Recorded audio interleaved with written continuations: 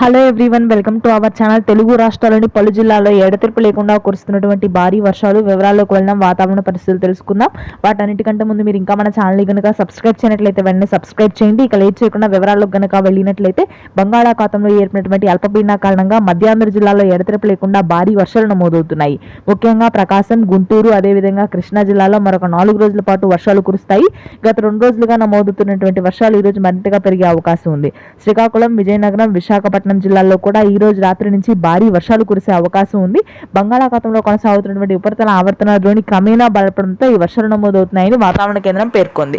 ఇక ఆ తర్వాత తెలంగాణ విషయానికి వచ్చినట్లయితే పూర్తి స్థాయిలో ఆకాశం మేఘావృతమై ఉంటుంది. ఉత్తర తెలంగాణ, మధ్య తెలంగాణ జిల్లాల్లో భారీ వర్షాలు నమోదవుతాయి. ముఖ్యంగా చూసుకున్నట్లయితే నిజామాబాద్, ఆదిలాబాద్, ఖమ్మం, భద్రాద్రి కొత్తగూడెం జిల్లాల్లో మోస్తరు వర్షాలు ఉంటాయి. ఇక రాయలసీమ 4 రోజుల పాటు అత్యధికంగా వర్షాలు నమోదయ్యే అవకాశాలు ఉన్నాయి. కర్నూలు, కడప ప్రాంతాల్లో గత 2 రోజులుగా నమోదవుతున్నటువంటి వర్షాలు ఈ రోజు మరింతగా పెరిగే అవకాశం ఉంది. ఈ వర్షాలు అనంతపురం, పుట్టపర్తి, సత్యసాయి జిల్లాలో కూడా విస్తరించనున్నాయి.